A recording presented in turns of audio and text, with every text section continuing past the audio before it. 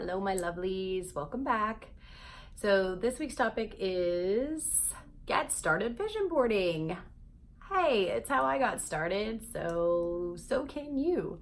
When I first decided to become entrepreneurial, to be entrepreneuring, to do my entrepreneuring, I created different vision boards.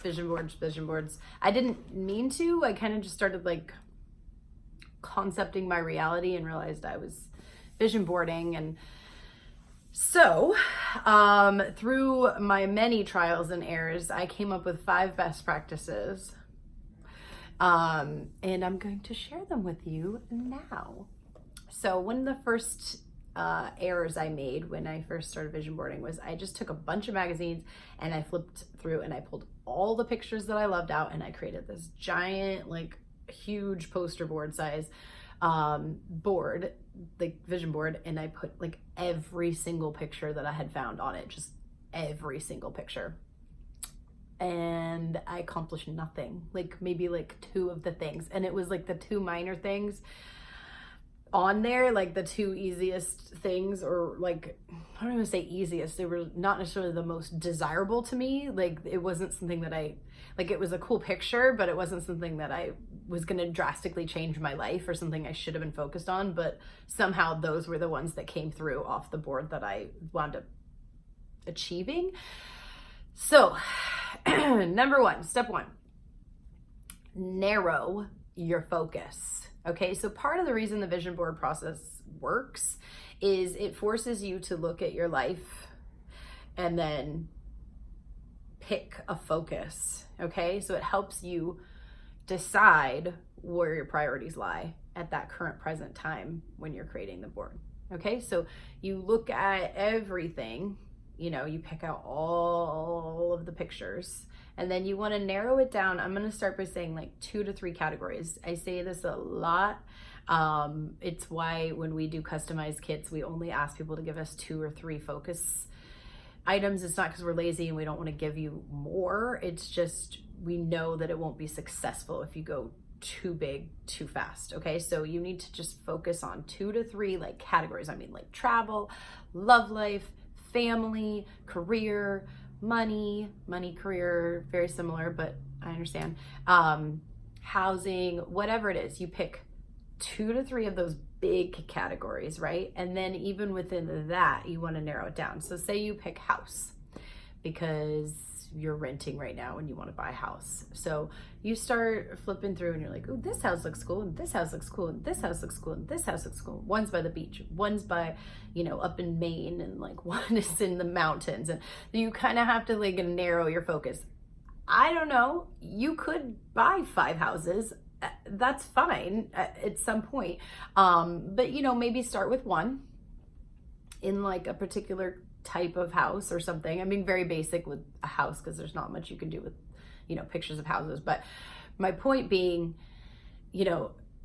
try to narrow within the bigger category, like where you live, whether you own, rent, like whether you're trying to downsize or upsize or whatever, you including a backyard, a front yard, like what state, what city, what country, like those are all factors. So narrow it down, and it'll help you focus on what you want. And then you might find like, why do I need a vision board for getting a house? Like I already figured out now I want to live by the beach, and I want to rent, like get a small condo, and I want it to have a little patio. And now you actually can go, oh, well, where can I find this? And now you just rented the place and you didn't do the work. But narrow your focus, like it helps you, the vision boarding process helps you figure out where your priorities lie. So narrow it down, and then create all the beautiful imagery. Sometimes they're more abstract things, like I need to change my career path. Well, you're gonna find pictures of people doing jobs or living a life that you find attractive, and then it'll help you kind of start seeing that in real life, and then you can start applying it to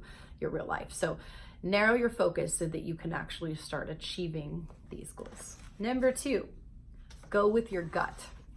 Okay, so if you have like all these different options and you have all these different pictures and you pull everything out and you're just like completely lost and you have no idea where to start, just start pulling out whatever's most attractive to you. If this is at the beginning when you're flipping through the magazines, or, you know, if you get one of our kits, we send you all the pictures cut out all ready to go. So you lay out all the pictures, however you got them there, and you put them in front of you.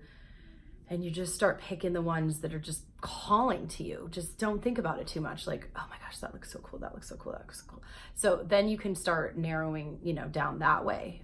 You know, you have your focus, you have your, you know, narrowed focus, but now you kind of just pull the images that are really drawing you in. Or maybe that's how you narrow your focus, is you go with your gut. You know, you see what draws you in, because a lot of times you know, I have another blog I just did on perception being your reality. So a lot of times we don't even know what we want inside, because we have been living this life that we think that we're supposed to live, or that is our current reality, but like maybe it doesn't make us happy. Like maybe inside there's something else that we're supposed to be doing, and your subconscious might know that. So just go with your gut.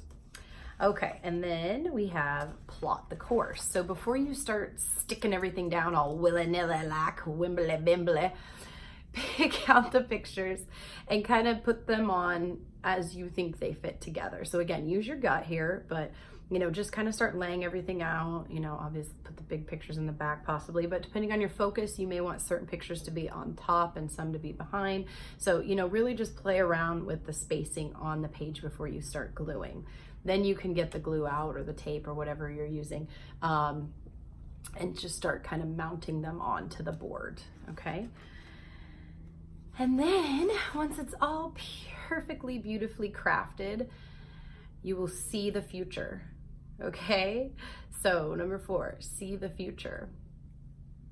Put it in a prominent place around in your space, in your office, home office, work office, you know, your bathroom mirror, your closet door, the door to your bathroom, the door to your bedroom, in the kitchen, some place that you walk by at least once a day, probably multiple times a day. And at least once a day, take a point of stopping and actually reviewing corner to corner the entire board, okay? And I usually make my boards now the 11 by 14 size paper. Doesn't take up a ton of space. Helps you really focus, and you can scan it pretty quickly. So it's easy, you know, okay, boom, boom, boom, boom, yeah, good, okay, cool. Then you kind of, it just helps center you, focus you. Sometimes I take a picture of mine and I put it as my screensaver on my phone. So every time I open my phone or like my home screen, I can see it. It's like a million times a day. So see the future. You have to look at the board, okay? You have to put it somewhere and then look at it consistently, at least once a day if you can, okay? And then finally you get to put in the work. Yeah, so it's not that easy. Just put it up and then things happen. It is that easy, but when you look at it, you start to see where you are in the process. Like, oh, okay, I wanted this, I wanted that, okay, I've got this, I don't have that, ooh, I haven't paid any attention to this. So then you can kind of focus maybe that day on, you know, travel plans, or looking at the houses, or, you know, getting a dog, or whatever it is, okay? So kind of review it, see it, but also take note of where you are on the process, okay? And then put in the work. Put yourself in situations that look like the pictures on the board, that will get you to the pictures on the board. Think about what it is you want a few times a day. And at first it may seem like, yeah, I want $1 million. I put $1 million, I want $1 million. Okay, great. Like, I'm just gonna go get $1 million. Like, I'm just gonna go to the $1 million store and they're just gonna hand me it and say, good job, you put it on your vision board? Sneaky trick. All right, here's your $1 million. Not quite that easy, but you know, do you have a savings plan? Are you invested in stocks? Have you checked out Acorn? You know, like what are some tools you can start using to get you to $1 million? You can't just get $1 million from the $1 million tree or the $1 million store, but you can have $1 million if you want $1 million. put in the work though and figure out how you're going to make your million. And it might be a piece from here and a piece from there. Like I said, maybe you start investing, not just 401k, but like another, you know, little bit more riskier plan. You know, maybe you do the lottery. I don't know. Maybe you start buying a lottery ticket once a week. I don't know. I mean, whatever, again, go with your gut, whatever's drawing you in. When you think $1 million and you think me, $1 million, me, $1 million, well, I could start my business. Or, you know, my friend wanted me to do this opportunity with them. Maybe I should actually take it more seriously. Or, you know, I'm in this job and I, you know, make this much, but I spend this much. Maybe I should curb my spending and put X amount away for X amount of time and, you know, like make a financial plan. I don't know.